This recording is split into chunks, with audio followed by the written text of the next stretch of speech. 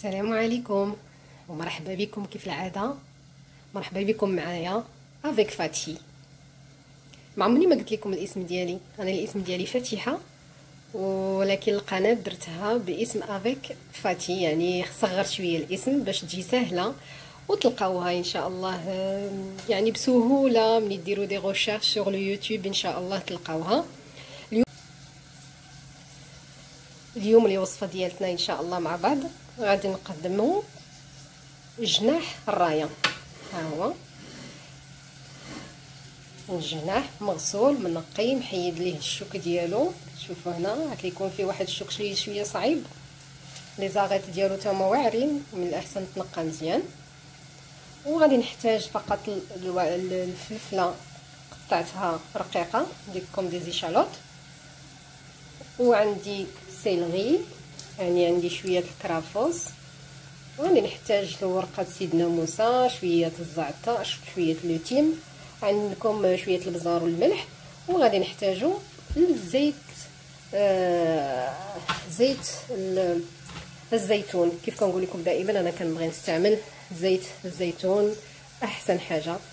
وغادي نحتاجو كذلك لي زيرب دو بروفونس اللي ما عندهمش، ماشي بالضروره راه الزعتر ورقه سيدنا موسى كافيه، الزعيطره الا بغيتو حتى هي، ما حنا كيتباع بحال هكا وراه كاينين موجودين. اول حاجه كنبداو بها كندير واحد شويه ديال الزيت، وكنشحر بصله حتى هي ايشالوط، غير كتبدا تشحر شويه كيف كتشوفوا. غادي نضيف ليها الفلفله اللي قطعت حتى هي ايشالوط، غادي نشحرهم مزيان مع بعضياتهم. وهنا واحد النقيله درت فيها حتى هي زيت الزيتون، وغادي نصوطي فيها الجناح اللي عندنا، يعني جناح ديال الرايه، حنا كنقولوا ليه هكا جناح الرايه. غادي ندير ليه شويه الملح وشويه البزار، وغادي نصوطيها من التحت ومن الجهه الثانيه باش تولي لينا دوغي قبل ما ندخلوها للفوغ. الوصفه راها جد سهله، وحنا غادي نتبعوا معايا ان شاء الله، وغادي تشوفوا جميع المراحل وغتعرفوا السهوله ديالها. واكثر من هادشي كتجي لذيذه وما فيهاش بزاف الحوايج، يعني المقادير اللي فيها بسيطه. الجناح ديال الرايه النص هو ديال الرايه، غادي درت ليه الملح والبزار من الجهه الاولى وقلبته للجهه الثانيه. غندير حتى هي فيها شويه الملح والبزار وشويه صافي صافي. وهنا الفلفله ديالنا راه باقا كتشحر. البصله اللي شحرتها هنايا خديت منها ودرتها شويه، درتو في الليمون اللي غادي ندير فيه الرايه ديالنا في النص ديالها الجناح، والنصف الاخر ديال البصله راه خليته كيتشحر مع هذه الفلفله. هذا غادي تكون غير على كومبانيا. هنا خديت لي بيتي مارون، اولا حتى تكون عندكم حتى هو لي بيتي مارون كيجيو زوينين، هي القرعه حمراء ولكن واحد القرعه حمراء قبا كتجي زوينه. تقدروا تاخذوا غير القرعه الحمراء العاديه، ديروا شويه الزيت الزيتون وكتشحروها شي شويه ملحه والابزار بيان كيف العاده.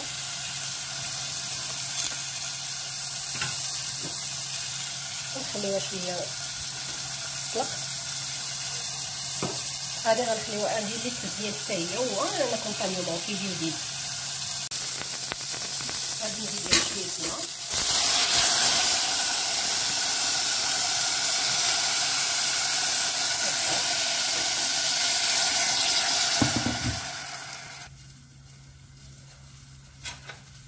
هنا تقريبا عندي واحد نص كاس ديال الحليب. غادي نزيد فيه واحد المعلقه صغيره فقط ديال المايزينا،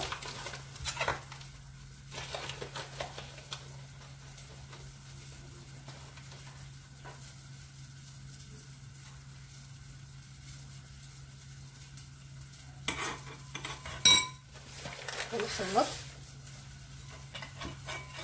هنا الرايه راني او جناح الرايه راني حمرته من هاد الجهتين باش هكا ما ياخذش لينا وقت طويل بزاف في الاصل، ما كياخذش وقت طويل في الفران. هنا غندير شويه البصل، شويه الملح. ما ننساوش ان راه درنا الملح في الرايه، ما نحاولوا ما نكثروش هنايا، شويه صافي. هذا كنفي لي زيبيس اللي قلت لكم ديال دو بروفونس، اللي ما عندهمش يقدروا يديروا غير لو تيم، زعتر، زعتره، فهو كافي. ندير شويه زيت الزيتون،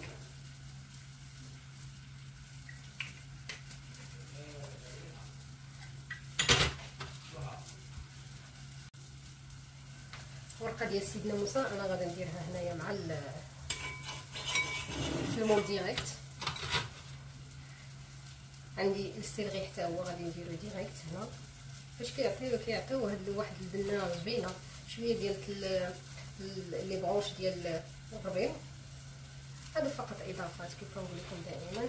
عندي هنا شويه الزعتر، ها هو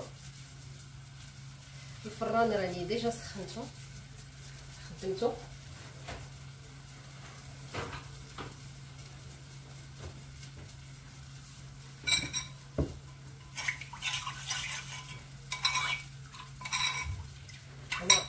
ها هو واجب علينا هذا.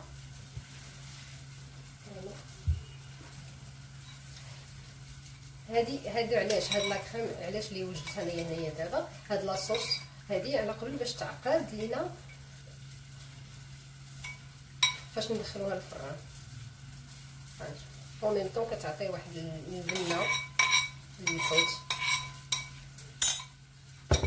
انا نديرها في الفران ونلتقيو من بعد ان شاء الله.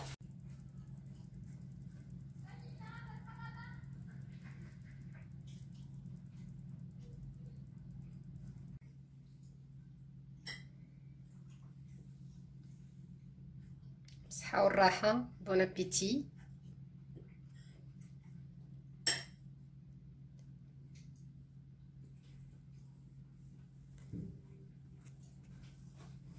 تقدموها مع اون سالاد، وهو غدا وغوبا كامله حتى في العشاء. بصحتكم وراحتكم، وان شاء الله تزيدوا كما بغيتوا في الخضر، تبدلوا. السلام عليكم. On prépare ensemble aussi un morceau de pain, du pain. On va essayer de le faire ensemble. Tout d'abord, j'ai commencé de diluer un peu, une petite cuillère de la levure, pas de la levure chimique, mais la levure pour le pain, dans de l'eau tiède, comme vous voyez. Voilà. On va avoir besoin aussi d'un bol de semoule extra fine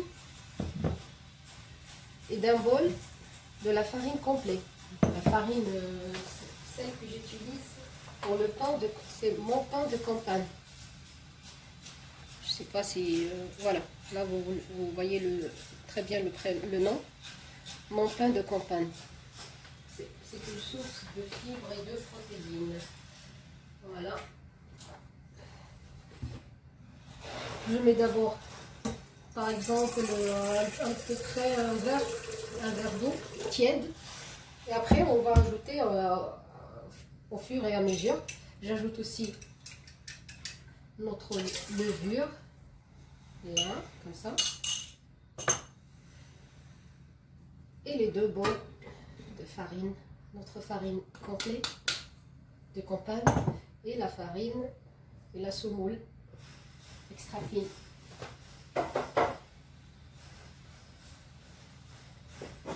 Un peu de sel.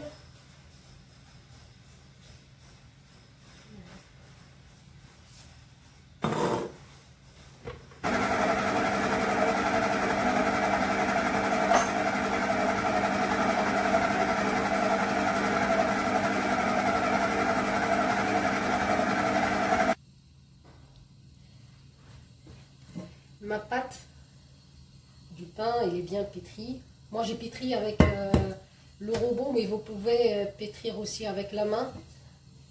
Elle est bien lisse. Voilà, c'est bon pour moi. Je prends un peu d'huile. Un petit peu. Voilà.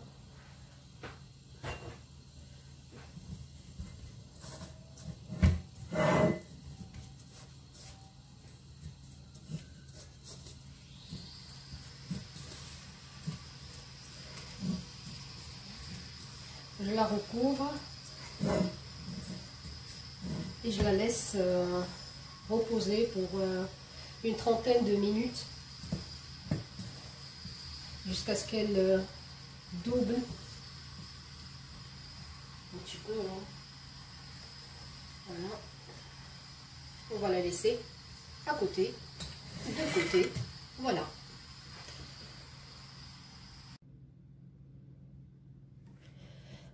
On va voir notre pâte. Voilà. Comme vous voyez, elle a bien gonflé. Maintenant, je vais façonner des boulettes ou des boules.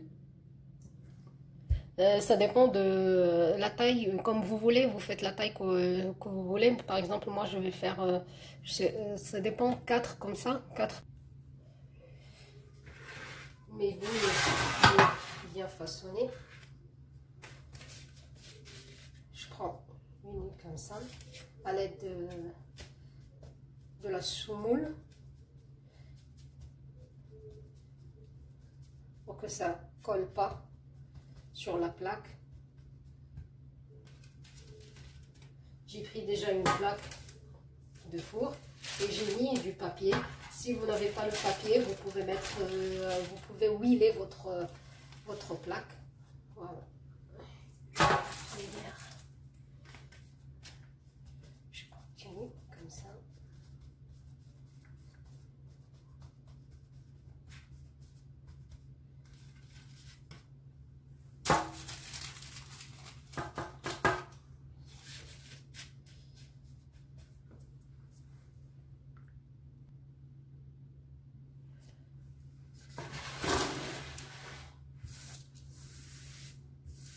J'ai fini et je laisse encore reposer ma pâte de pain ou mes boules de pain. Je les laisse reposer encore pour environ 15 minutes, 20 minutes.